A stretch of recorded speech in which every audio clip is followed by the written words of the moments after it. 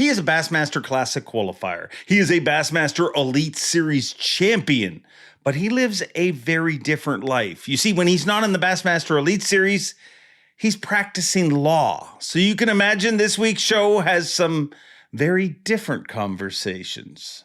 The Barrister, Edward Loughran III, joins me this week on...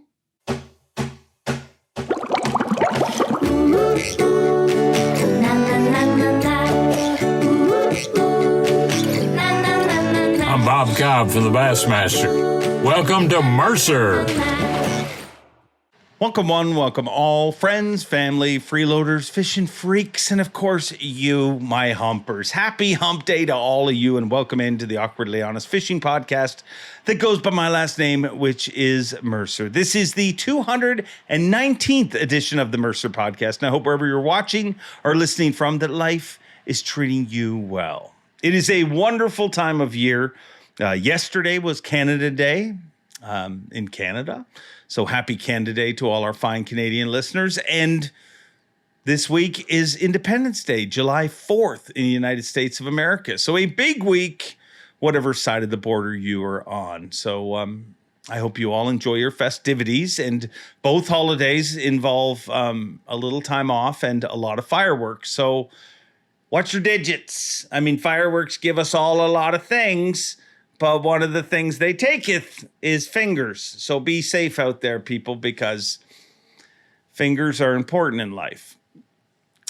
Speaking of being important in life, somebody that deserves a very special shout out. It is so simple to pick on like the negative in the world, but there is a lot of positive in the fishing world. And one of those big positives is Carl Jacobson. Not just Carl, but Carl and Kayla Jacobson, his entire crew at Fear My Heart. It started as an initiative. Carl was fishing a tournament on Gunnersville. And while he was fishing, he saw a lot of trash in the shore. And he's like, I'm going to come back here after this event. And I'm going to clean up. Well, him and Kayla went and cleaned up. And that has evolved into the Fear My Heart Worldwide Lake Cleanup Day. He had 70 lakes around the world. I think 8 different countries, 40 states. My family was lucky enough to take part of it in our local lake here. But it's amazing that many people came and supported it. I mean, Carl's cleanup at Chickamauga was out of control. 70-something people showed up. They pulled 10,000 pounds of trash from one creek. 10,000 pounds. And whether it's big or small, all you had to do is register and clean up some trash. You know, we spent a few hours on Sunday morning and cleaned up. And the cool thing about it is just watching people's reaction around you. I mean, one of the areas we cleaned up was a boat ramp, and there was just trash all over the place from people just, discard. I mean, you guys know, you go to boat ramps, you see what happens. It's not always clean. And we're cleaning up and people are looking at you like, these guys must have community service or whatever. And when you just tell them, no, we're just trying to make things better, that spreads throughout people. So Carl and Kayla, thank you for starting that. And to all of you, make sure you support it in the future. His goal was 100 lakes. They got 70. Let's make sure they get 100 next year. And like I said, you can do it as big as you want. You can do it as small as you want. It's just making the effort and making things better. And I'm thankful for people like Carl and Kayla that start initiatives like that and work to make things better. So way to go. This week's show, going to be a lot of fun.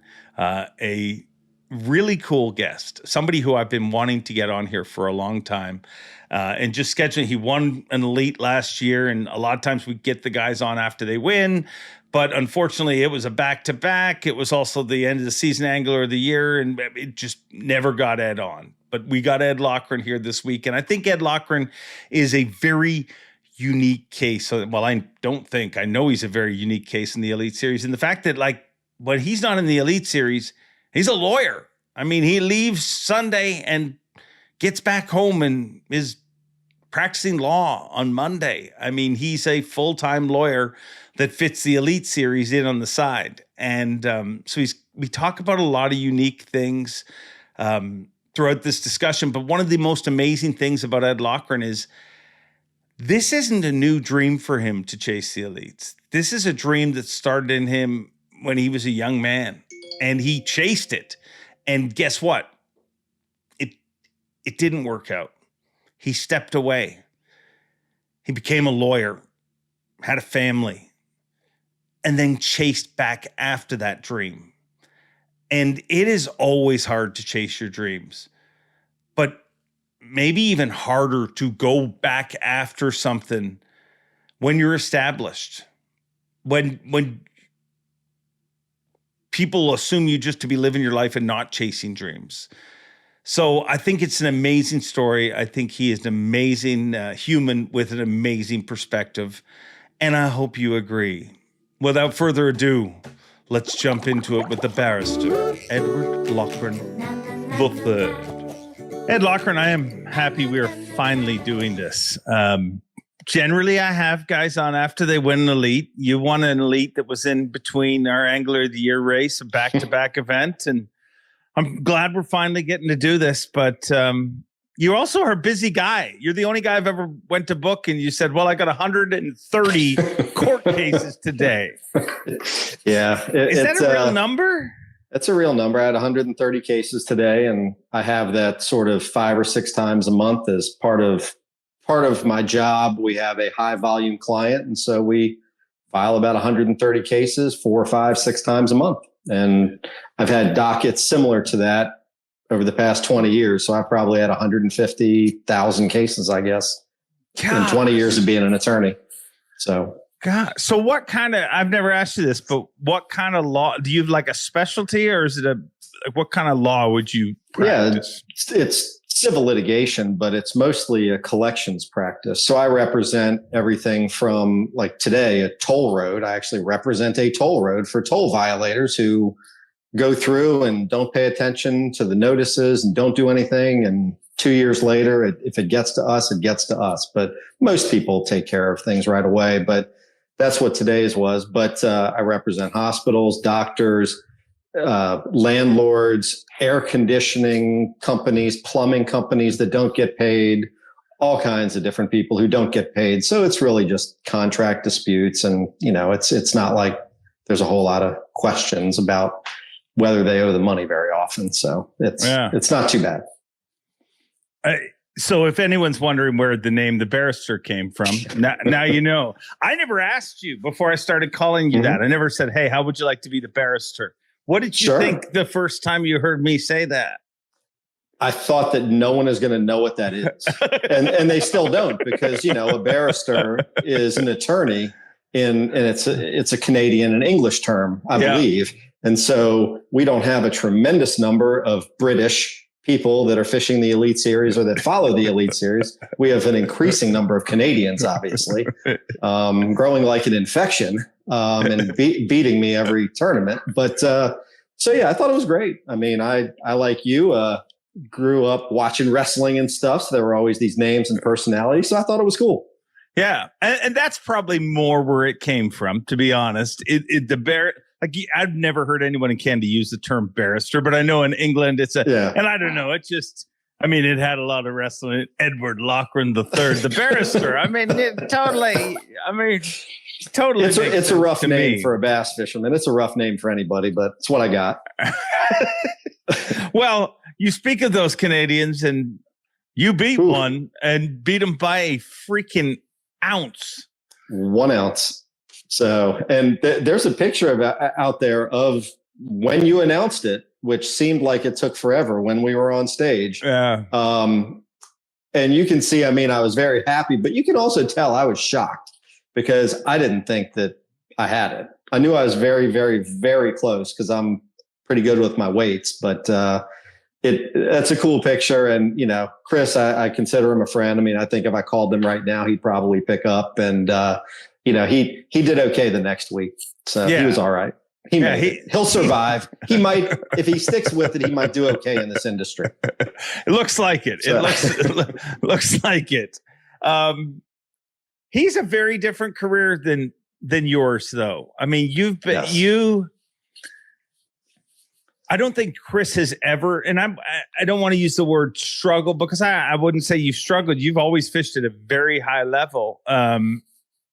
But it took a long time to get that signature win. How is that different for you?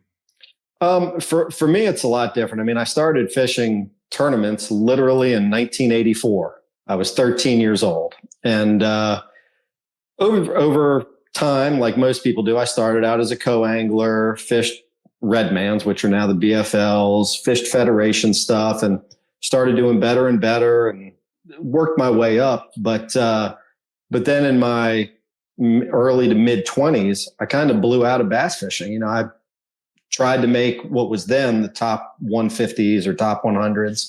And I didn't make it. One of those tournaments, I actually roomed with David Dudley. Because I knew his dad well, James Dudley, who fished in the area here in Virginia. And so it took me a long time to fail. It took me into my mid 20s to fail. And then I went away for about 17 years from tournament fishing, serious tournament fishing. And decided at one point, once my law practice got operational and everything was cruising along, to try to get back in, fish the opens for a number of years, banged my head against that brick wall. It's tough. It's a tough way to get into anything. Finally made it. And then, you know, I was only ever really in contention for 2 other tournaments, and I wouldn't even call one of them in contention, for a Lake Fork tournament where Patrick Walters blew the field away. That was sort of the first forward-facing Sonar tournament. And I was in second going into the last day, but I was like 20 pounds behind, so it didn't really count. And then, you know, I won the one. I had a couple other top 10s and won the one last year at Champlain. And literally almost 40 years to the day that I started fishing, that's really my only national level win. I've won some regional stuff, but my only national level win. And I can't tell you how much I appreciate it and how much that amount of time makes it all that much sweeter. Because I'm not a phenom like a you know, Paul Marks or Easton Fothergill or Trey McKinney. I'm just not, you know, but I'm someone who's always been hanging around, and it's nice that those 4 days in August worked out. And I really wish that no matter what people do or what level they compete at, whether it's in a bowling alley, a pool hall, horseshoes, I don't care what it is. I just hope that everybody at some point in their life gets those 4 days in August like I had, where you are the best of the whole group that you're in. I happen to get lucky and be the best of the best those 4 days. And that's something that I'm just really, really lucky. What did that feel like? I had assumed I had lost. So I came in from weigh-in, and I mean, there are 2 weigh-in, and there's a video of me, you know, saying, well, hopefully I'll just stay in the top 5. And, you know, then I get in there and I'm talking backstage with everybody, and we're all sitting there, and Zaldane, who I know very well, he says, oh, you know, I don't have squat. I don't have anything. And Robertson's there and a bunch of other people. And then there's Robert G., who I don't know. And Chris Johnston, who is, you know, he's either really bad at math or constantly sandbags at least 2 pounds. So you never know about his weights, but I knew what I had. And so we're getting down to it. And I knew it was going to be extremely close. I knew I was going to be within an ounce or 2 either way. And once I got up there, it was unbelievable. I mean, it didn't even feel real. I mean, Champlain, I have a lot of history there. My wife and family, they were there earlier in the week. They had to go back because my kids were going to college. My cousins were there. A guy from the industry that I've known since the 80s, he was there because he lives up in Westport, New York, just a little south of Plattsburgh. So it was neat. It was unusual because it was a Monday. So it's not like we had gigantic crowds. Last year we had 3 final Mondays. I qualified for every one. Well, you're working, man. Right, exactly. So, you know, we didn't have massive crowds at any of those because it was Monday. But it was neat. It was unbelievable how it happened. It was a very strange final day, strange event, just how it went down for me, where it went down on the lake. And it was unbelievable. But I mean, it was literally something I dreamed of since I was, you know, 13 years old, watching Rick Clunn on the Arkansas River win a classic there in dominating fashion, which that one tournament spurred on like 5 or 6 or 7 different people on the Elite Series that I know of. Oh, yeah. That one win. People talk about that one win all the time. And so since then, I've always been chasing it, and I caught it in August. Hackney said that was his motivator Yep. that event. There's several. You're right. There are that several. Event. Was Rick the guy for you growing up? Like he was. He was one of them. I mean, I liked that he would do a lot of different stuff. I wasn't a one trick pony, and I fish a lot of crankbaits. I haven't gotten to do that on the Elites too much because it hasn't fallen into place. But so he was someone that I always thought was different. He was different than the other anglers. And I had a skeeter, back in the day, ran skeeters for a long time. And, he ran a skeeter, but so did everybody back then. They would all travel around in these black Dodge vans that Skeeter gave them. And they all had the black and red Skeeter boats. It was him and Ken Cook and Larry Nixon, Joe Thomas, Rich Tauber, all these guys, Gary Klein. And they were all like identical. It was neat. It was a different thing back then. So yeah, I followed him a lot, but it was neat competing against him over the past 6 seasons. So that was neat. I used to look at those vans. What was it? Choo Choo Customs and stuff like those vans, and be like, God, if I could one day, just me in the van, just down by the river. Yeah, that's it. But yeah, it was that was neat. But I looked up to a lot of guys, a lot of local guys too, that helped me along the way and taught me stuff. So. When did you decide that this was something you wanted to chase? Like, how young do you remember that being? I didn't really know anything about tournament bass fishing until I was about 13. And, I walked into a tackle store one day, and I had hung around there a lot, and I think they just got sick of me, so they hired me. They said, well, you're always hanging around here talking to customers, and why don't we just teach you how to use the line machine, and all about the rods and reels and baits. So just work here and we'll pay you like whatever it was, $4 an hour, but they couldn't pay me. So they gave me baits or gave me credit towards rods and reels. And so that is how I ended up getting things. But once I started getting into a little bit, I believed I could do it. And then I started guiding in high school on the Potomac River.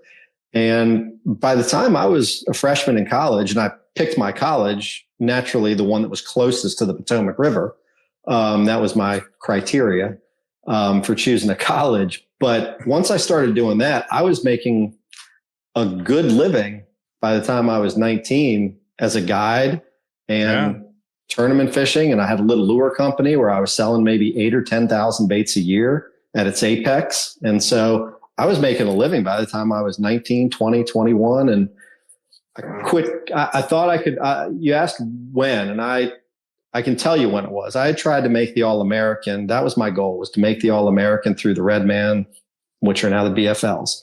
And I made it to regionals all the time, and I would just get my teeth kicked in.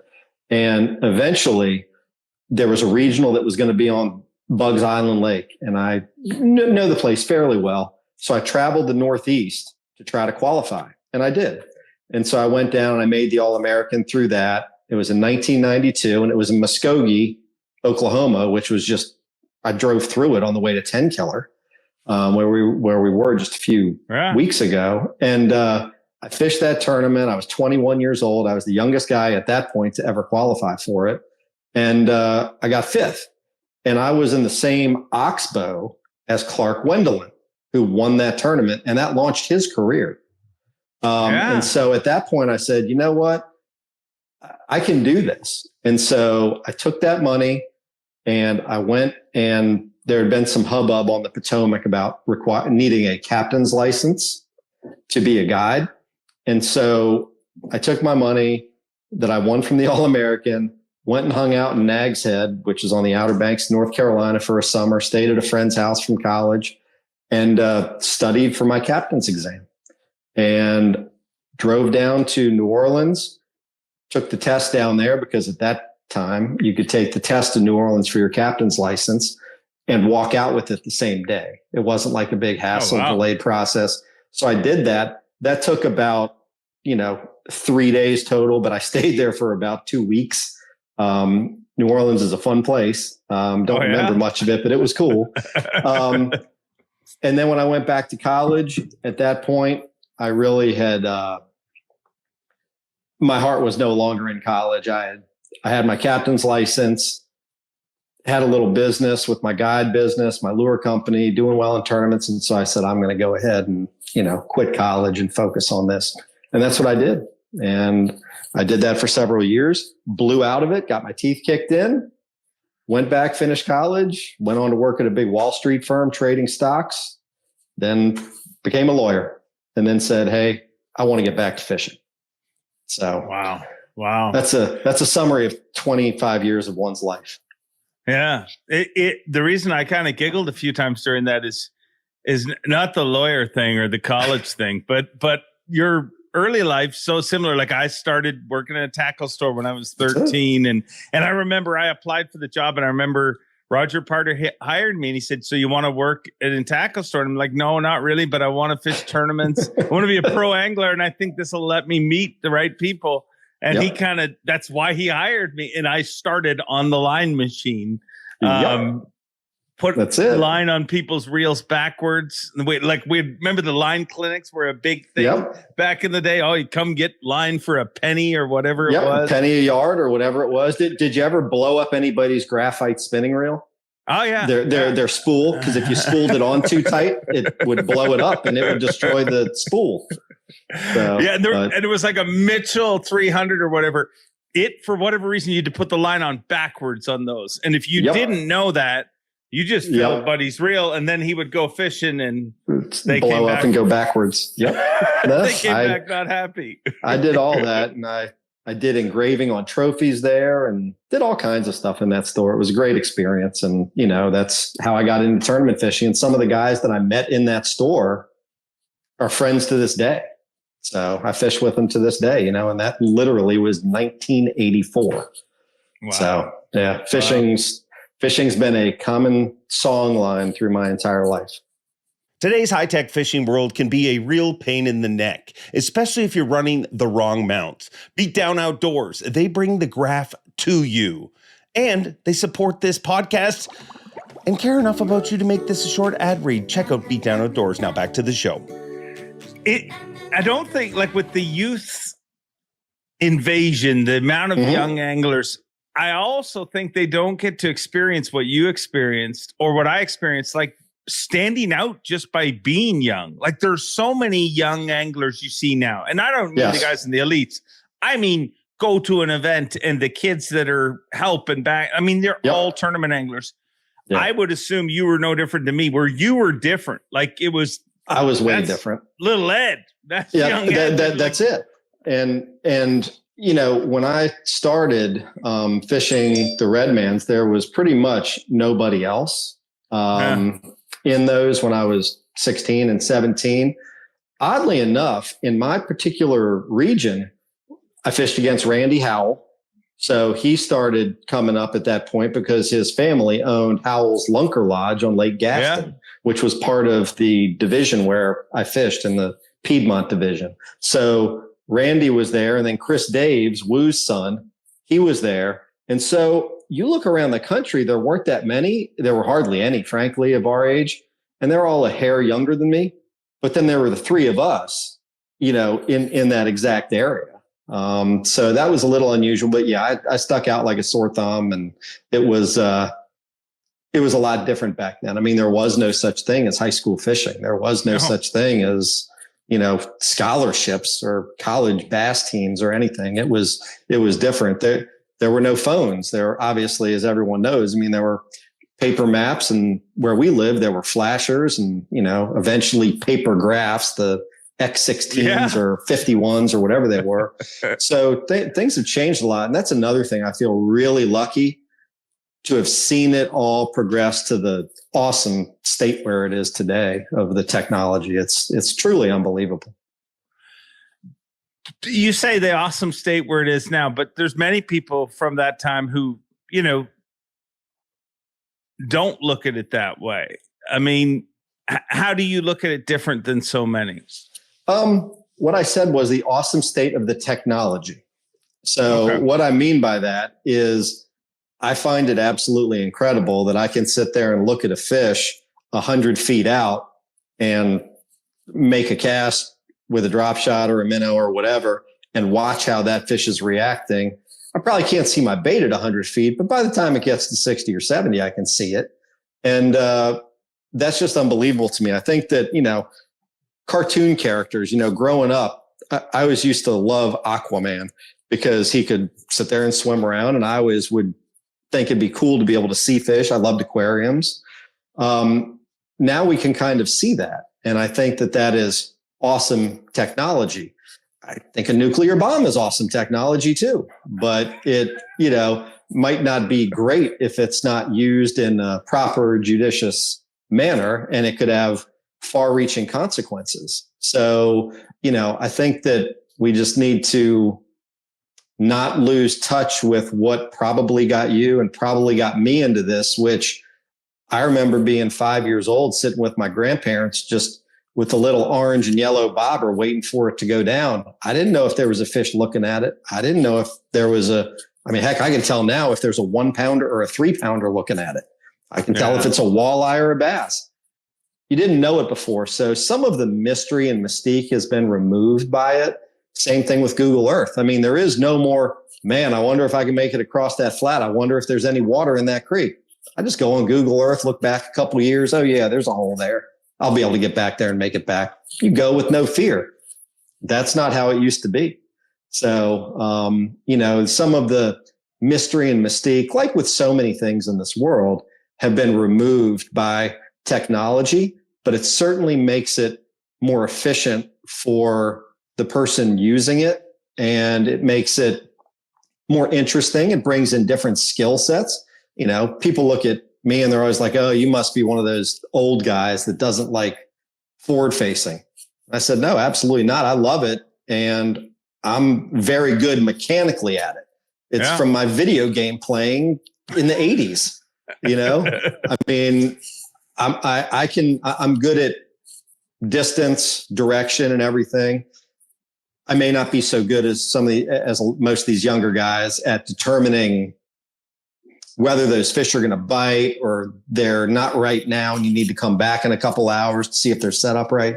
They've got me on that, but mechanically I'm good. So I don't dislike the technology, but it just concerns me that, we don't get to feature all the square bills and the spinner baits and stuff that we all grew up fishing, that the industry depends on, and that people who don't have thousands of dollars to blow on electronics, they're still out there and they're still bass fishing. We can't get so myopic as to think that evolved high-end tournament fishing is all there is. There's many more guys out there with a 16-foot John boat with a Tiller 25 on it that just want to go bass fish, and they want to learn more about it, and they don't have the money or interest maybe, or their body of water doesn't suit that kind of fishing. So I don't want us to lose those traditional techniques and lures that the industry depends on and are part of bass fishing. But at the same time, I mean, I am not anti-technology in any way, shape, or form. I mean, like 360, when that came out, I remember I thought, I don't know about this. And I pulled up to Palaniuk at a James River Open because I had met him years before at a Federation National that we both qualified for. And I pulled up to him on the James and I saw he had one. I said, hey, man, is that thing for real? And he looked at me and he said, you need to go get one. And so I went like the next week and went and got one, and that changed things. And I've been using Google Earth forever, and I've been using forward facing, and, it all helps. And we needed to compete at the level where I am. And, it just has changed things a little bit. And I want to make sure that traditional techniques and lures still get the attention, and every facet of the fishing industry and the people involved in it get attention and get what they can from watching us or watching shows, like yours. Yeah. No. I think that's, to me, that's a refreshing approach, because I mean, you obviously embrace the technology. I mean, you were probably the first guy that had glasses connected to his unit and was trying to do it that way. And you can do that. Yeah. So, I mean, and it works. It's just better in certain situations. But, my neck was hurting and I simply thought, maybe you can do this. And it works. But someone will come out with something like that at some point that works. But, I don't shy away from it. I mean, you can't stop progress, but at the same time, you need to make sure that some of the traditions are kept. And, we're aware of that, because I think it's going to be hard for a lot of people in the industry to make a living when all anybody needs is 3 or 4 spinning rods, 1 or 2 casting rods, jerk bait, and a couple minnows and a drop shot. That's just that's tough sell. Yeah. No, I think the truth with it, I mean, I've been, at times people are like, well, what's your true opinion? And my opinion's all over the place. Like, there's part of me that hates a lot of the things. Like, I fell in love with this sport long before that was a thing. There's part of me that loves some of the stuff that I see from it. But I mean, the truth is, it's somewhere in the middle for kind of everybody. If you're being totally, and that's where I fall. Yeah. What I hate is and I guess it's social media, but where everything is presented as fact. Like, if you hate it, everything about it is bad. Like, there's nothing good. Right. And if you love it, well, then that way of fishing before is just archaic. You know what I mean? Like that. Right. None of that is. You shouldn't disrespect the future. You shouldn't disrespect the past. Yep. That's not what this sport's ever been about.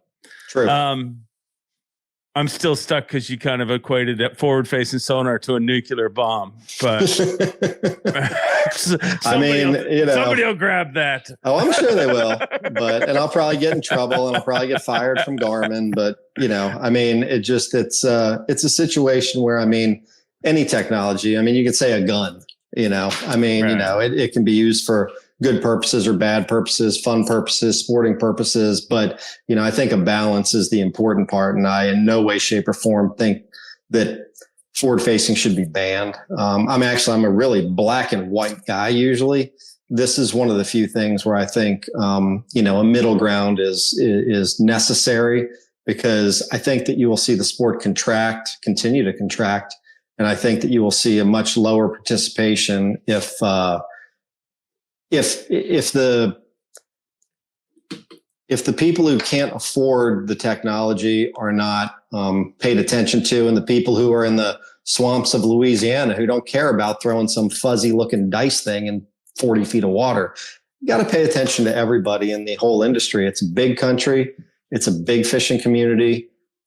Everybody from rich people to poor people to everything in between, people with no boats, people with $150,000 boats. And I think you need to remember that. And I think everyone needs to remember that. And, it's something that I'm concerned about. And, I just hope that good decisions are made.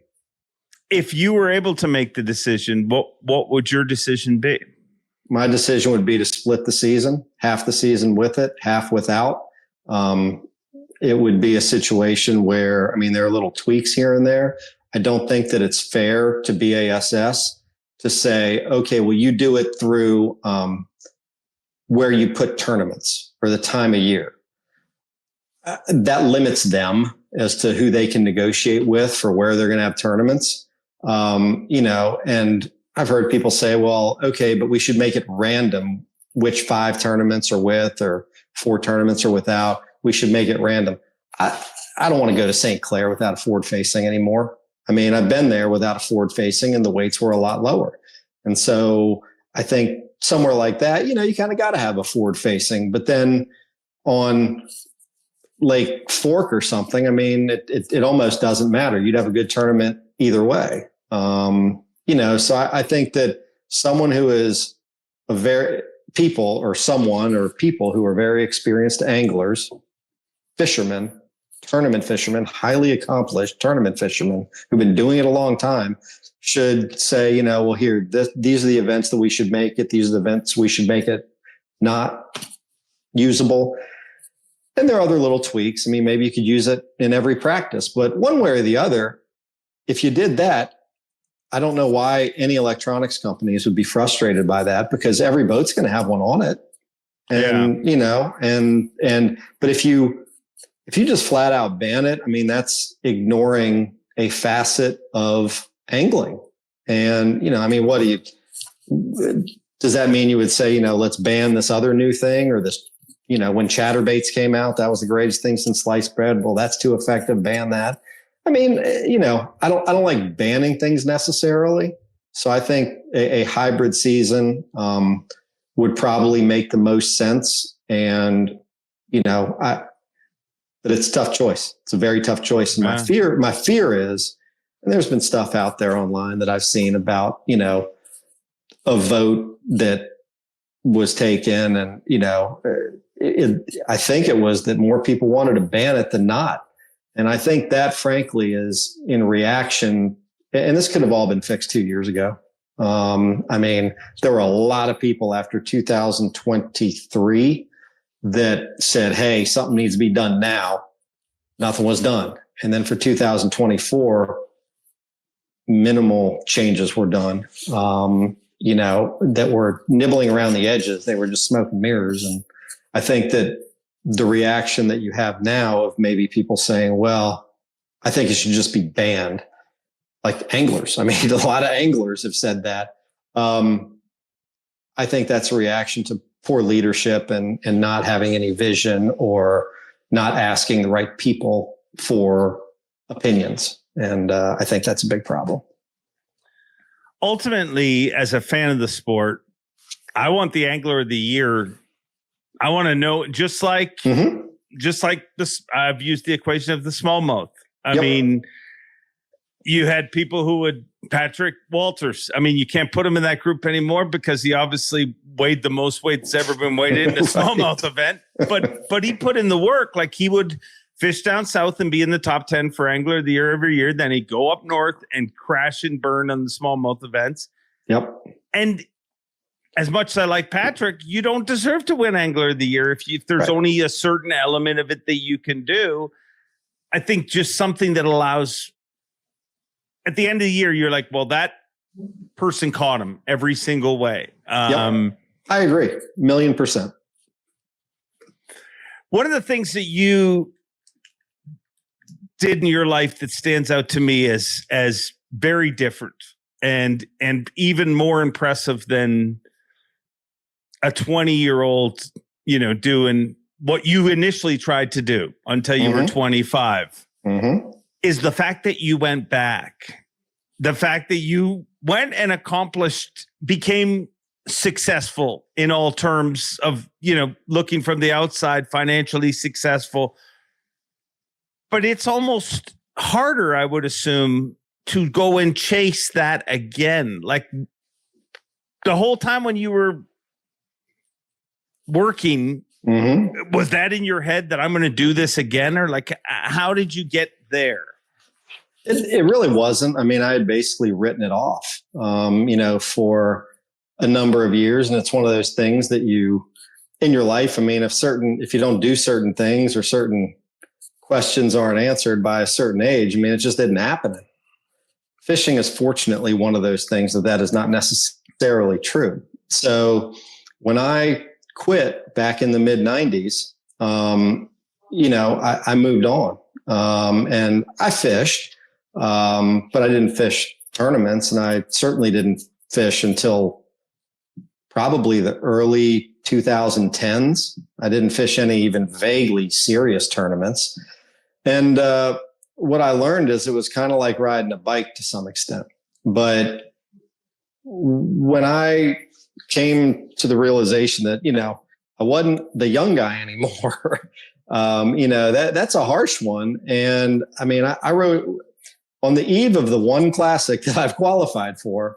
I wrote an article, and it was, you know, they wouldn't put the title up there that I wanted to have on it. I wrote the article, and my title was Life Happens. And they didn't like that. Instead, they changed it to my 40-year journey to the classic or something. I was like, okay, fine, whatever. If you put the substance, if you put what I wrote up there, I don't care what you call it. And so I wrote that, and I tell the story in that of like literally, I don't know, it must have been in 2012, 13, something like that. I was in my early 40s, and I looked in the mirror and I was like, man, I look old. And I was like, it's a lot later than I thought it was. And I said, if I'm going to do this, I better get on with this. And I went hard after the Opens from that point on, and missed making the elites by 2 or 3 spots a few different times in the Northern Opens, the Southern Opens. I mean, it was a heartbreaker. And, I still have visions of a couple of fish at Seminole that came off in a mat that are just sitting on top of the grass mat, and I can't get to them, and they're just flopping until they eventually wiggle down through it. I pulled them to the top. Oh. So, you see those things. I mean, I still see those. They were little fish, which is why I didn't catch them, because in mats, you often don't get those little fish on the hook very well. But then eventually I made it, and, there probably wasn't a lot good I don't know that there was a lot good for a lot of people that came out of the big split with BASS when everybody left in 2018. But I was one of those guys that had benefited, because I was there at the Opens Championship on Table Rock, along with De Palma and Caleb Sumrall and Derek Hudnall and a bunch of other guys. And when all those guys left, suddenly we were there. And a lot of us had been there fishing the Opens, trying to make it for years. So It's not like they just picked us out of the blue. And to get to the Open Championship, I think they went down to like number 10 or something, or 11 in that. So we ended up coming in. But that was really cool, because I always wanted to do it. Always been one to want to try to do something at the highest level that I possibly could. And making it was a big deal. But I still remember, like I said in that article, I've seen too many guys with a lot more skill than me, that have qualified even for the elites and couldn't do it because of business reasons or this or that, financial reasons, health reasons. I've seen all this stuff take these guys down. And so I, in the early teens, like 2011, 12, 13, something like that, I said, if I'm going to do this, I better do it now. And I managed to what do they say? 3/4 of life is showing up or something. Well, yeah, I kept hanging around. You keep hanging around. And if you're there, you never know what might happen. And so that's how I got to the elites. What did it feel like going into that season? That elite season, because I think people forget like what the fishing media had to say at that time. I mean, it basically, what I heard was these guys aren't going to catch a bass. Nobody's going to show up in the crowd. You know what I mean? Like and nobody was saying that about me. They were saying that about you guys. That's right. What I mean. Like, what did that feel like for you? I didn't care. It didn't bother me. I mean, my goal was to get there, try to make the classic. And the fact that most of the field and many of the guys I'd competed against some of them before in lower level events and many other things over the years, mostly back in the 90s. But, I wasn't real concerned about it. I mean, I didn't care. I mean, people, called us scabs or whatever, because we just kind of got brought in and, okay, whatever. But, I still got the backpack that says I'm an Elite Series guy. So that's what I got. And I also got to try, and I knew when I made it, I was going to be traveling with crews. And I've known John since he was 15, 14, I don't know. And so I was like, man, this is going to be fun, because that's really what a lot of this to me is about. It's not necessarily about the trophy's pretty freaking cool, but it's not about the $100,000, or it's not about, and the classic, that's pretty freaking cool too.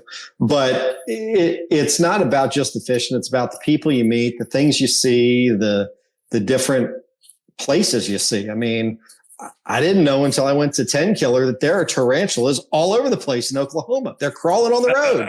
Yeah. I had no idea. So, and I've just seen a lot of great things and I've seen some horrible things. But that's it. I mean, you only get to write your book once. You might as well fill it up with all kinds of good stuff. Yeah, that is the thing that I think is 100% the truth. Like, there's so much time people spend up arguing about rules, arguing about forward faces. I mean, that's just human nature. That's never going to change. In the 70s, they were arguing about stuff too. You know, like there's a reason you can only use a rod so long because flipping was the devil at one time. That's it. But at the end of the day, I always say that to people, like in the off season, I never sit around and say, gosh, I wish I could yell boom shakalaka right now. But I do sit around and think, man, I miss this guy, or I miss just conversations we all get to have in the dock, or like you said, you see things, parts of the world, like I've been to Oklahoma a bunch of times. I didn't remember Oklahoma being as hilly as it was where we were. Right. You know what I mean? That's the foothills of the Ozark Mountains, a totally different kind of Oklahoma. We get to see a lot of the world. That is truly the gift in life, in anything, I think, really.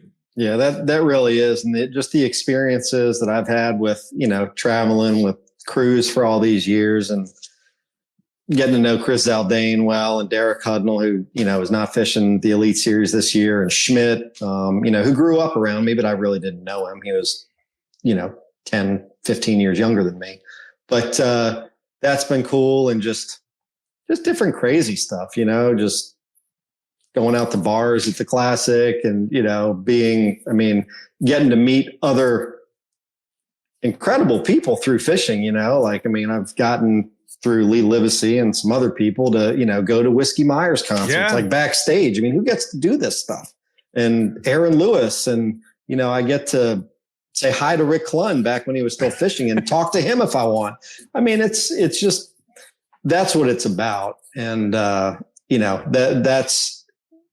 that's really a lot of it for me. I've always wanted to win on a national level, but never quite could make it happen. So it was very nice to have that and make the Classic.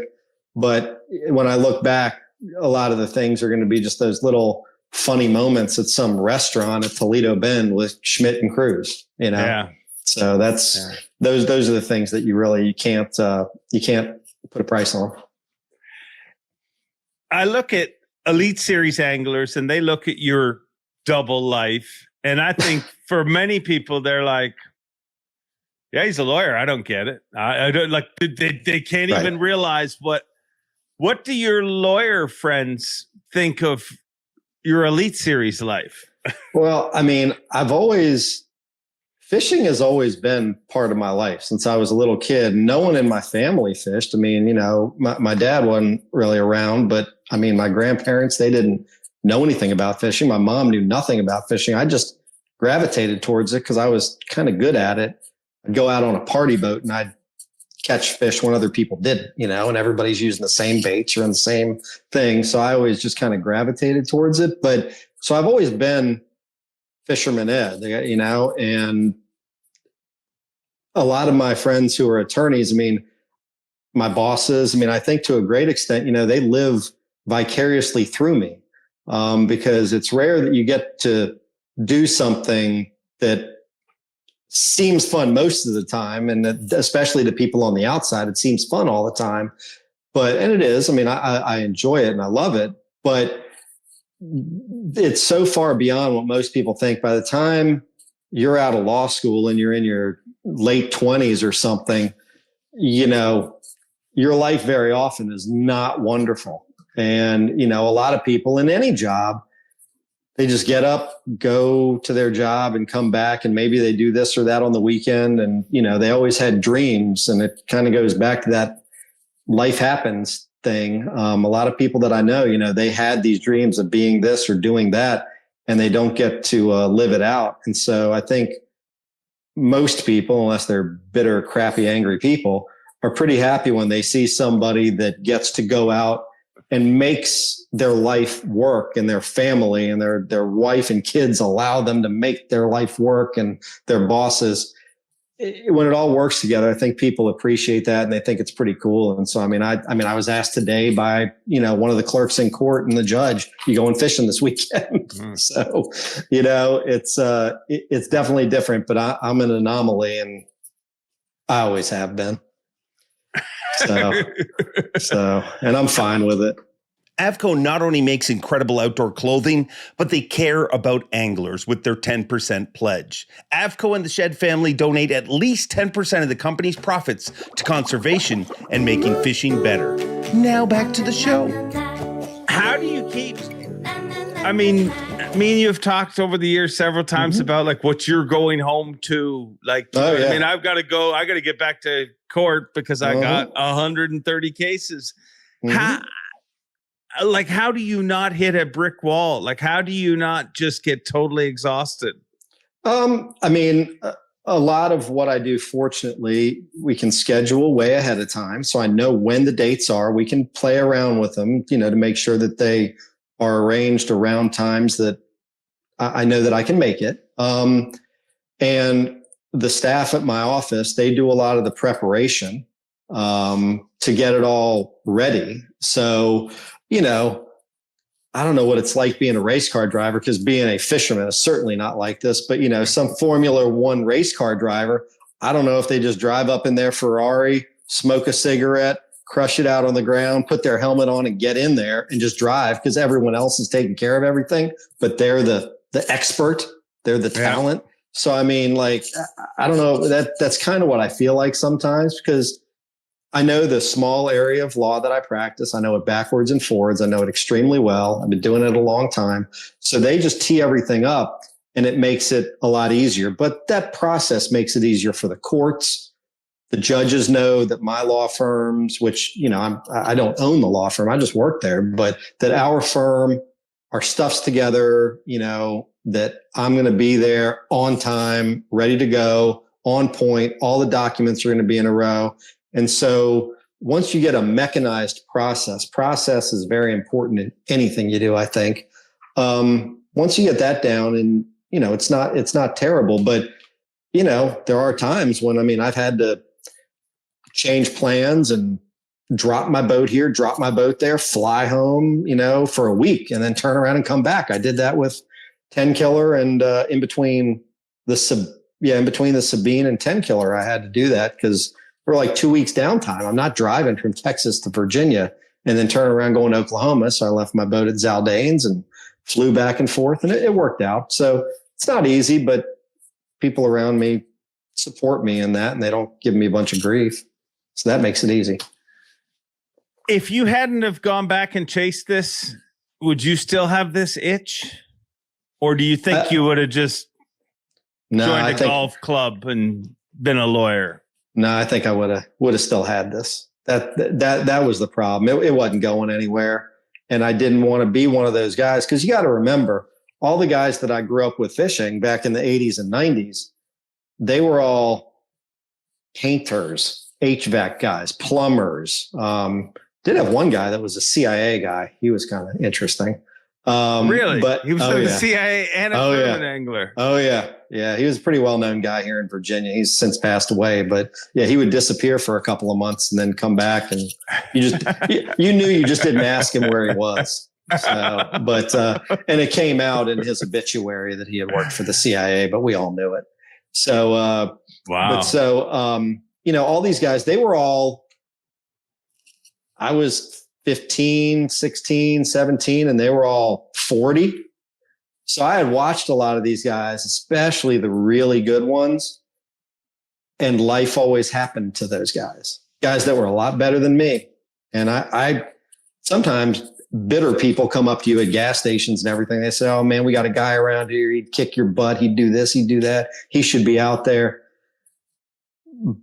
But he's not. And it's probably because money, health, family, something. And so I watched that happen to a ton of guys. And I knew that I was at a point around in my early 40s. I was like, it's kind of now or never. And so I did it. And I think I was a 49-year-old rookie, which may be like the oldest rookie now that you'll ever see again. Unless I get booted off the elites and make it back. But I guess you're not a rookie at that point. But you know, I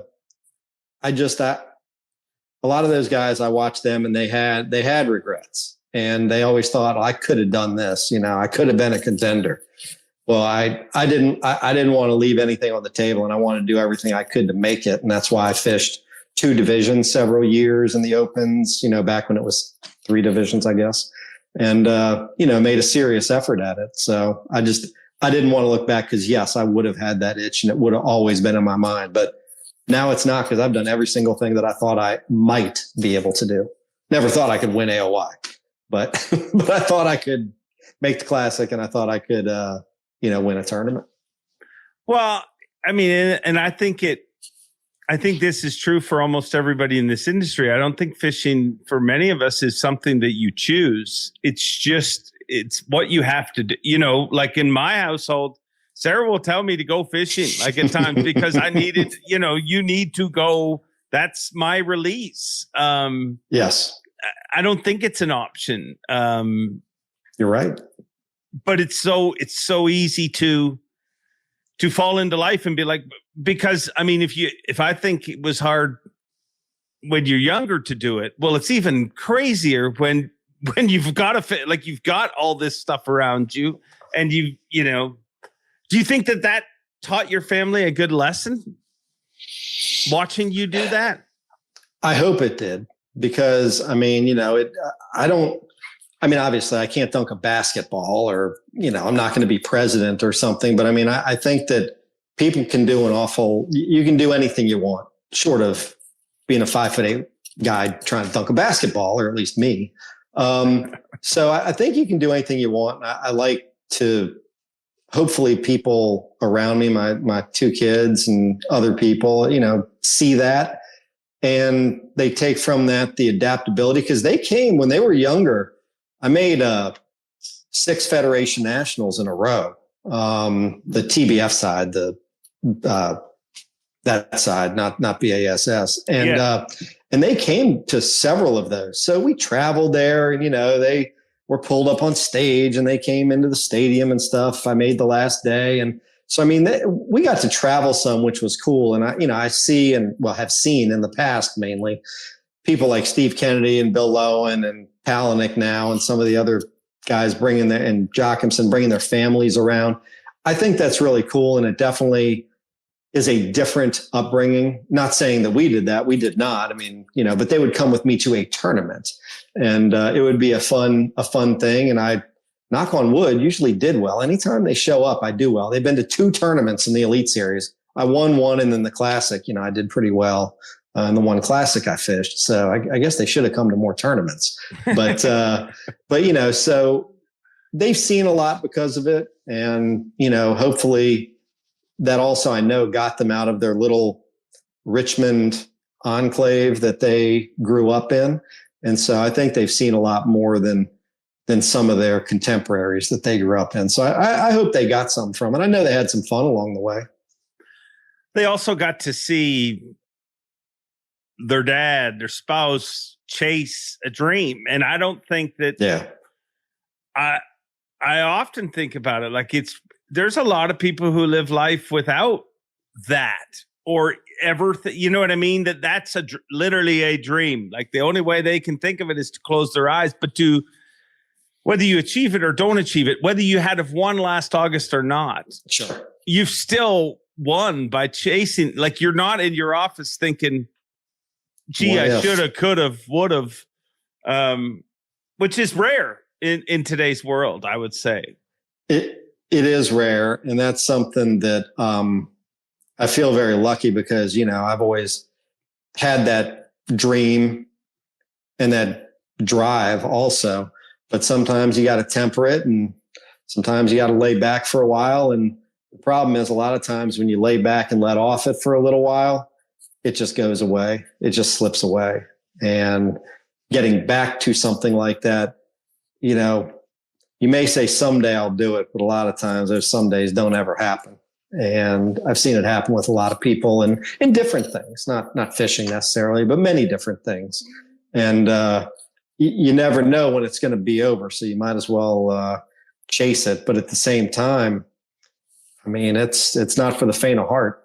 There are a lot of, I can tell you story after story of anglers that lost their businesses, finances, marriages, everything else over chasing this dream.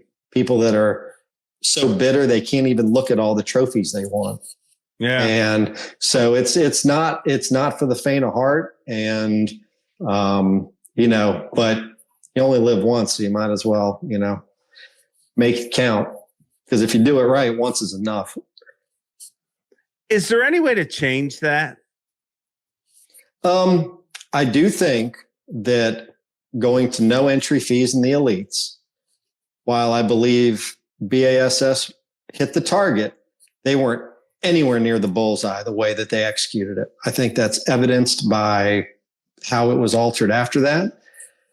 But I think that the no entry fee is something that makes it much more manageable for people.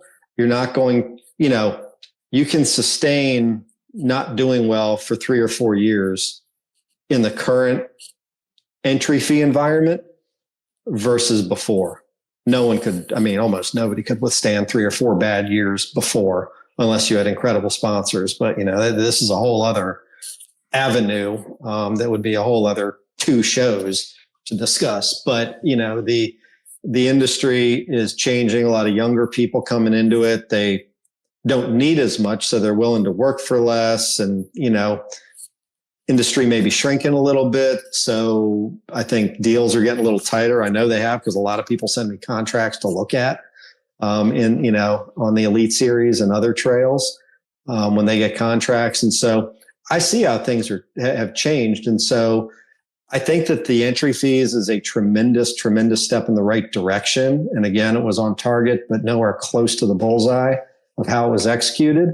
But I think that the money aspect of things it's a big impediment. Because back growing up, the guys that were fishing, like I said, they were literally painters, HVAC guys, plumbers, and a bunch of them, not the guys that own the companies, like the guys that were just turning wrenches and painting. So they could afford, a little boat at the time and stuff, and they could compete because people wouldn't be out there practicing for 4 days ahead of a BFL. And now a lot of it's changed. And so I think there are some structural inherent issues that I think could be cured, but it will take someone with a hell of a spine and vision, which I think is drastically lacking in the industry. But a vision of where this industry can go and how it gets there. And, hopefully someone can figure it out to make it better for the younger guys. I want to see it get better just because I like fishing and I like the industry and I'm a fan. But for me personally, financially, it doesn't affect me at all. But a lot of young guys, it affects a lot of them. I see it out there. So even with the reduced entry fees.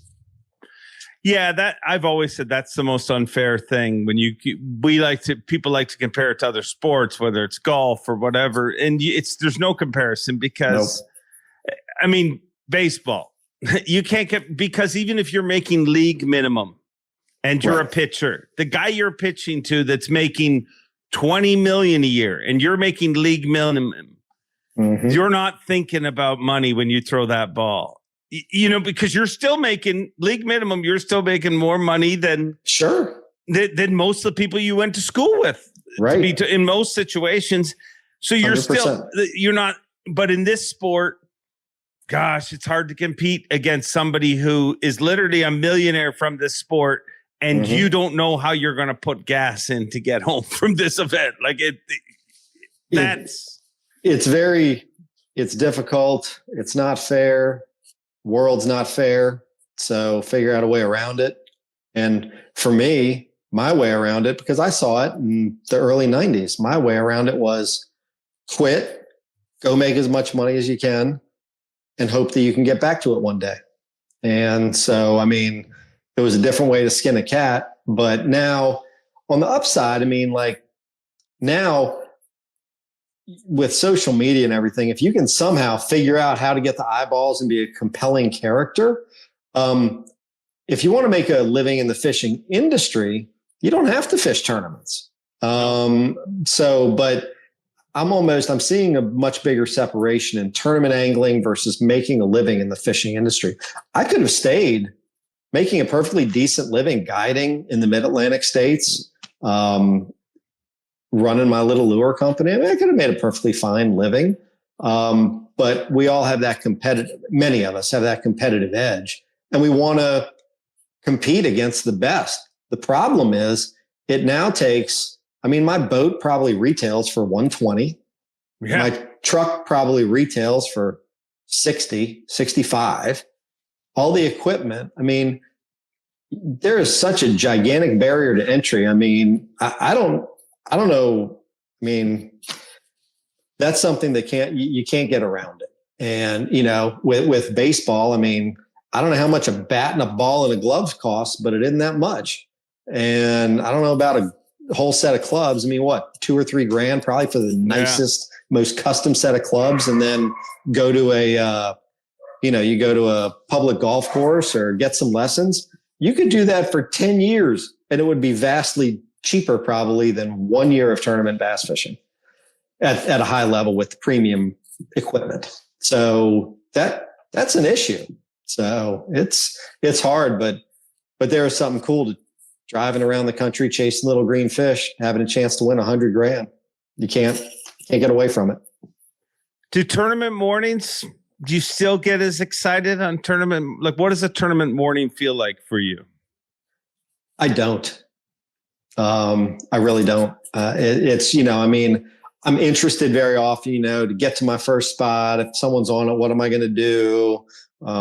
Depending on who it is, am I going to get yelled at if I try to go in there? Is someone going to throw something at me? Do I just move on?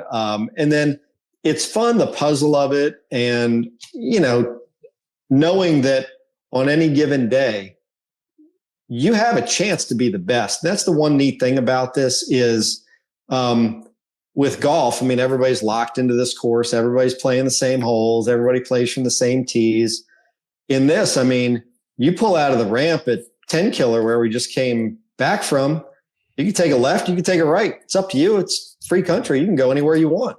And you can go flip bushes if you want in some dirtier water. You can go down and throw minnows down by the dam if you want. You can do whatever you want. And that's where there's an art to this and a creativity that I like. And sometimes you figure something out that's different. It's a location, maybe it's a bait, presentation, whatever it might be. And figuring out that puzzle and figuring out an angle and getting one up on everybody. That's just something that's neat. So that's what I am anxious about and look forward to about tournament fishing. But in the morning, I don't know if I'm just jaded or old or what I am, but even sitting next to Jay Shakura on this side and, Chris Johnson on that side and Trey McKinney's right there and, Hackney's right here.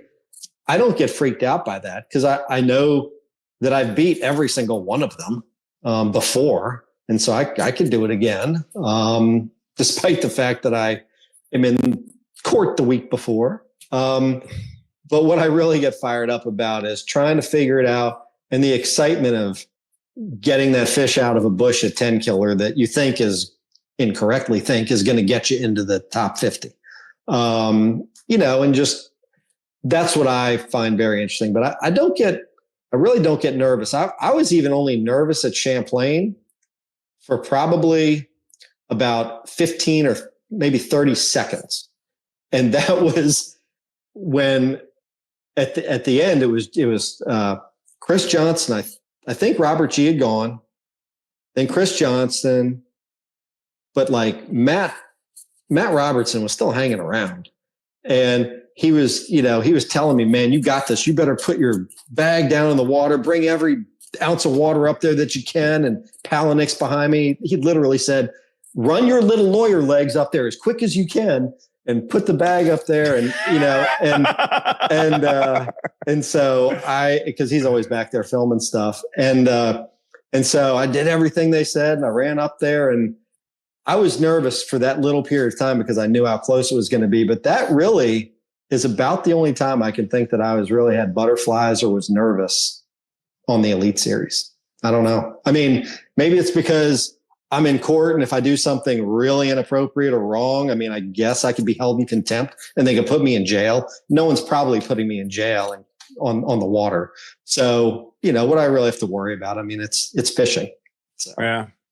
Do you find yourself much like if I talk to 23-year-old Ed, mm-hmm. and if you had made the top 150s that you narrowly missed back then, were you different then, or have you always been kind of this calm competitor?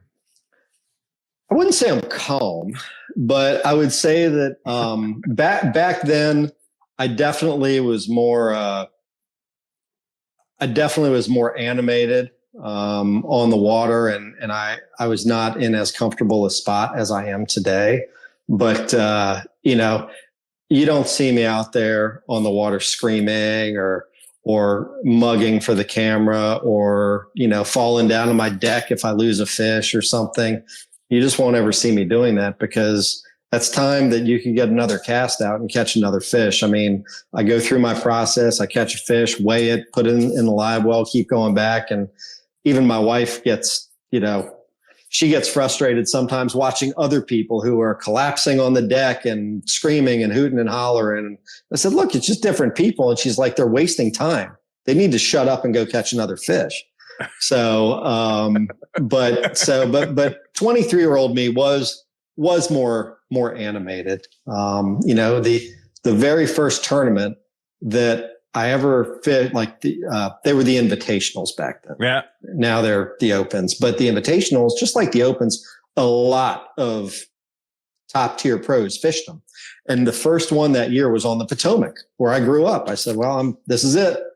And I remember the last day that I fished, I finished like in the top 20, like 20th or 16th or something. A great finish for a 20-couple-year-old unknown guy. But I remember fishing that tournament, and I caught a fish on a buzzbait right at the end of the day in Chickamuxon Creek. And as I was throwing it in the boat, my rod exploded and the fish fell in the bottom. It was like a 5.5 pounder, a big fish. And I remember there were a bunch of guys around me, including a very good friend of mine, Frank Poyer. And I just remember going, yes. And totally uncharacteristic. He makes fun of me to this day about that.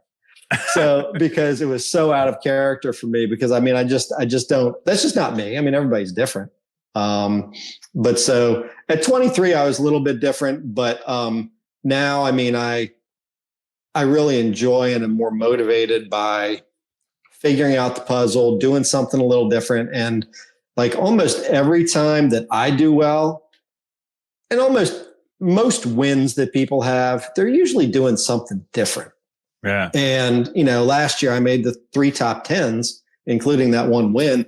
And I was doing something different than pretty much everybody else in each one of those tournaments, either location wise or pattern wise. I mean, at Murray, everybody was fishing herring.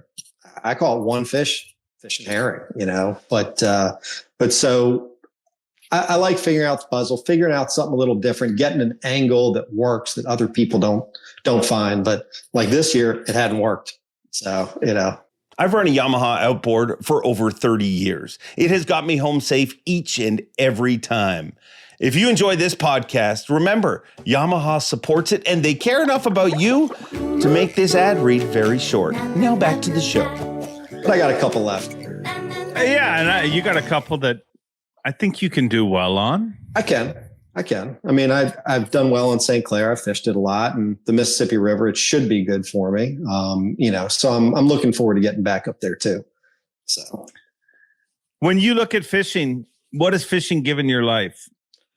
It literally has gotten me almost everything. Because, I'm not a big guy, and I went to an all boys school. So a very athletic school.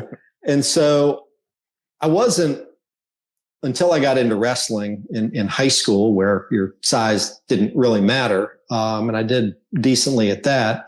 Until then, I wasn't on the football team. And once we got to about 7th or 8th grade, although I was very good at lacrosse, I was too small and not quite fast enough. So I got blown out of that. But fishing always was something that people knew I did. And so it got me friends that were on the wrestling team, and they got me into wrestling. And one of my friends from that wrestling team, 2 of them actually, I'm in business with right now in some different business things. Wow. My wife, I know that when I met her, I'm sure it stuck out to her that, I talked about fishing a lot, because she knew zero about fishing. So, it stuck out in her mind, and I think that probably didn't hurt, try to be memorable. That's something that we all probably fight with in life. And then, my job at the law firm, fishing is one of those commonalities that it really cuts across almost every single socioeconomic, racial background. Everybody, if they don't fish, oh, my dad loves fishing. Oh, my uncle, he loves fishing. Or, oh, I always used to go to my river, to this river, and we used to catfish. Not just bass fishing, but some kind of fishing. It really, I think might be lessening just because of our society and being locked up on these things all the time, these phones. But it's a great thing where, for me, it has always been a common thread, and I've been able to adapt and talk to people from every walk of life about it. And I attribute a lot of that to when I was guiding. I was guiding 100 to 150 days a year between the Potomac, the Upper Susquehanna, other bodies of water on the Chesapeake Bay, and other rivers in Virginia. And, you're stuck on a 20-foot boat or 18-foot boat with 2 people for 8 hours. You don't just sit there in silence. And I took everybody out from, sports figures around the DC area to plumbers to Tony Fauci. I had Tony Fauci on my boat. Oh, dang. Is Tony a good angler? He listened. Okay. So he was a friend of my buddy's dad. They both worked at NIH together. And again, I grew up in DC, in the DC area. Yeah. And so I took them out on a guide trip on the Potomac, and he listened intently, did exactly what I was telling him to do. And he caught fish, and my buddy's dad did not, because he would not listen. So, and we were just throwing, 6A fire tigers, bomber fire tigers. So it's been, fishing really is one of those great things that cuts across a lot of boundaries, and, whether it's saltwater fishing, freshwater, catfish, bass, tarpon, whatever, that there's still something intriguing about it. Even though we're all locked up on computers and everybody is watching this on a computer or a phone, there's still something about the outdoors, and still the mystery and promise of getting out there and wrangling something that is not human, and enjoying that experience and letting them go the vast majority of the time. And there's just something mysterious about it, just like that little bobber I used to watch when I was a kid. Yeah. Yeah.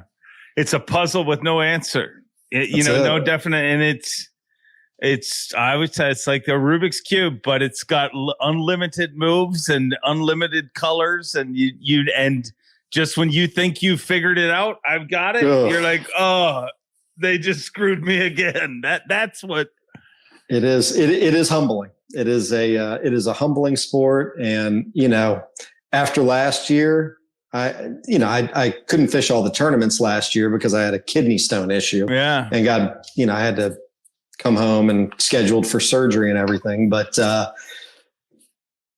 thought, man, I fished 7 tournaments. I had 3 top 10s. I won one. I am going to roll into 2025. This is it. And it's a humbling sport, and it's just, you don't really you don't know when you're going to do well. Sometimes you don't know when you're going to do poorly. And I was always very consistent until I got to the elites, and I don't know really what's happened, but I mean, it's fishing. So it could be worse. I could be not fishing the elite series this year. Yeah. So, well, like you said, life happens, and the elites has a way of who's consistent? Like literally, if you look on the last 2 years, it's all over the map. It's so Trey McKinney. He's pretty consistent over the last 2 years, but the sample size is so small right now. You can't, but it's like, you just look at just how you look what Easton Fothergill's done this year. You know what I mean? Like he made 4 top 10s in a row and then got like an 80th, it's hard. It's not freaking easy. No, it's very volatile, and there are 10 to 20 guys. And I've been around a long time. There's 10 or 20 guys that they're different. There's 10 or 20 guys that are different. The Walters of the world, the Corey and Chris Johnstons, obviously Trey McKinney. There are guys that are different, and they are better. And, but it's like that in any sport. I mean, you take, I don't know, the worst player from the Chicago Bulls in the 90s, and he'd still be better than anyone that was probably in your state. Yeah. But then next to Michael Jordan, he looks like an idiot. So, it's like that in any sport, but it's been very strange. But I mean, to see people maybe I should be in the bottom where I am, down in the 90s. But, you look at Zaldain, Steve Kennedy, even Jason Christie. Hackney is getting out of it. But, I mean, a lot of the guys that are down there, it makes Gussie. I mean, it makes zero sense. So it's a very volatile sport right now. And I think it's gotten that way. And I don't really know why. I mean, I guess maybe it's forward facing to some extent, but I don't know. It's very strange. It's humbling. It's wild because weirdly enough, I was literally driving this morning to a meeting and I was thinking about that very thing. Because I was thinking about Gussie and I was thinking about Hackney and Christie and all these guys that are having a tough year. And these are some people that we've never seen have a tough year ever, and then I was like, and forward facing makes you but then you look at fighter and you look at Bill Lowen. Bill Lowen. That's it. Lowen. He's killing it. It's just an evil sport. I'm certain of that. I mean, it's an evil. Like the amount of times you can. I mean, the best to ever do it. Kevin Van Dam, 32 years he fished. He won 25 Bassmaster events. He's the best ever. Like when you look at how freakishly rare a victory is. You're all sickos is what it tells me. I think, we're gluttons for punishment. We that's the thing though. I mean, you lose pretty much every time you go out. Yeah. If you just look at finishing first. But we all lose pretty much every time. And there are guys like Zaldain and like Swindle who have been banging around for a long time. They've been second, God knows how many times. And it's Wes Logan, who just won a 10 killer. I mean, he said, when it's your time, it's your time. And I always thought that was just a line that people would say, and it was BS.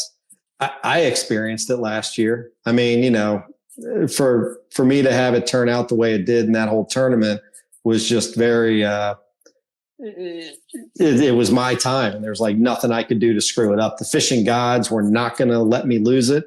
And it just, it happens. And I don't know what happens on certain years, but, the sport's unforgiving and, the standings are what they are and it should be. Can't hang around if you suck. That sounds like something that would have come out of Corey Johnston's mouth. It really does. But I mean, it's true. You can't. This is a competitive sport. And if you're not performing, then you got to go and perform better or be quiet. So, but it can be a tough sport, but man, it's fun traveling around and having a good time, seeing different places, catching some big fish here or there, getting a couple checks. It's fun. Yeah. And that's the most important thing about life, if you ask me. I mean, at the end of it, you'd like to say, hey, that dude had fun. That dude, it was made fun. I mean, life's too short not to have fun. That's it. You've got, actually, I want to ask you one more thing, because you've got to go somewhere that I want to go. And I've teased of going there one day, and I've never gone there. And that is Fort Collins to the town pump. The oldest bar, one of the oldest bars. This is wild. So one of the cameramen, quite possibly the best cameraman that we have on the Elite Series. You should not say that. I mean, he's awfully good, but there are plenty of other great ones as well. But so Jake owns this bar and has for quite a long time. And growing up around DC, I had a friend that I met in that tackle store. He was 2 or 3 years ahead of me in school. And man, we used to fish all over the place. I mean, almost like a brother. I mean, I don't have any brothers or sisters, but he was almost like a brother, big brother. We used to drive around his Dodge Daytona, going to all these different little ponds, golf course ponds and stuff. And it was awesome. And he ended up in college because he liked skiing also. He went out to Fort Collins where what is it? Colorado State is. And so he was out there, and he got a job at this bar and stuff. And so a number of years, I mean, I had never gotten out there. So eventually he's getting married. And so I go out there, and he's getting married in Minnesota, but I go out there. And so I go to the bar where he's a bartender, hanging out there and everything, having a good time. And I don't ever put 2 and 2 together, don't even know until down the road when I make the Elite Series. Mike's like, hey, man, you got to talk to Jake. I'm like, who the heck is Jake? And he says, well, he owns the town pump where you were. This is like 20 years later, 15, probably, 25 years later, 20 years. And so he says, you got to talk to Jake. And so I found out that Jake owned the bar where Mike worked. And Mike passed away this past year. And, I think it hit a lot of people pretty hard. Super nice guy. Never had a bad thing to say about anybody. He was not old. He just had some health issues that eventually got to him. But so it was pretty wild that shortly after that, me and Jake end up on the same boat at Champlain. He had never been on my boat before, even though I asked to have him as a cameraman on my boat a couple times. That was never allowed. So he came out that day, and that day it was just like a magical day. And we joked about, how Mike would have gotten a kick out of watching it. The two of us, the two guys that because he worked a regular job, didn't, kind of had gotten away from fishing and never had a boat, but fished from shore and stuff and loved it. And me and Jake definitely had a couple of times during that day when I know we were thinking about Mike and how much he would have gotten a kick out of knowing that Jake was there, tournament that I won. I think I had the biggest bag that day. Just everything went perfect. I mean, I think I might have caught the biggest fish that day too. I mean, it was just an incredible day. The only day that I think Jake has been on my boat for the full time. And it's just a strange world. Fishing, you never know. What are the odds that a guy that I grew up with in the 80s fishing in DC ends up being super buddies with a guy who's filming me in 2025, literally almost 40 years later, 24. So fishing's a neat sport. It cuts across all boundaries, age, money, everything. And it's something I feel very fortunate to have been able to participate in and lucky enough to get to the top level of the top organization in it and to have had some success. It's been great. It's been awesome. It's a wild story. Jake's an amazing guy. I'm sure your friend was. Sorry to hear about that. Yeah. But like you've said several times, life happens, and It does. it's good to see somebody living it like you are. Well, I've been very lucky. Great people around me. A little bit of smarts. A lot of luck. Being in the right place at the right time, and a lot of times things have broken my way, and we'll see what happens the next couple, and if not, I'll end up fishing the EQs at the end of the year. And as I think I told you ahead of time, after the EQs, that Okeechobee tournament will be my 100th tournament with BASS, which seems like a neat milestone to make, and hopefully I can pull out maybe another win or a couple of great performances here up north. I look forward to it.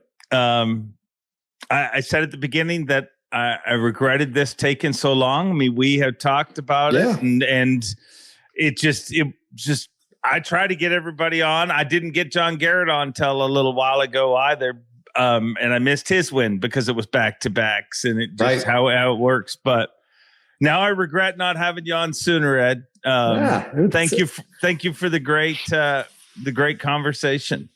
Yeah, no, I appreciate it. And, I'll come back anytime. And, I'm never at a loss for words. So if you need some filler, call me. Well, that's a good thing in your line of work, in both your lines of work. I have to. Exactly. Thank you very much. Yeah, man. Thanks. As promised, an interesting conversation with Ed Loughran, and maybe the longest conversation I've ever had with a lawyer that I didn't have to pay for, because the lawyers generally charge you for their time just to talk. But come to think of it, so do tournament MCs. So luckily, we've got something figured out. I hope you have enjoyed this show. Make sure to leave a comment, subscribe, do all that things to stroke the algorithm. Have a great week. Enjoy Bean. And until next time, Bob Cobb, take it away. Thanks for watching. Please like, comment, and subscribe, because Bob Cobb of the Bassmasters told you to. You hear?